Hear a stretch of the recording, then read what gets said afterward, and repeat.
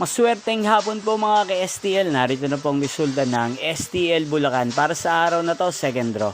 November 4, 2025, araw ng Martes. Naway ang mga natayan niyo pong mga numero kanina ay manalo nawa ngayong hapong ito, 4 PM. Kaya kunin niyo na po ang inyong mga ticket. Narito na po ang resulta. Ang mga numerong nanalo sa STL Bulacan ngayong hapong ito, November 4, 2025, 4 PM, second draw result, 18 at 38 in exact order. Again, 18 at 38.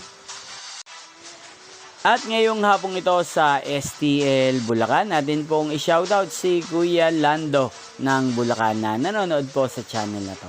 Shoutout po sa inyo Kuya Lando, sana po ay nasa maayos kayong kalagayan. At sa lahat po ng mga taga Bulacan, shoutout po sa inyo. Inyo pong napanood ang resulta ng STL Bulacan.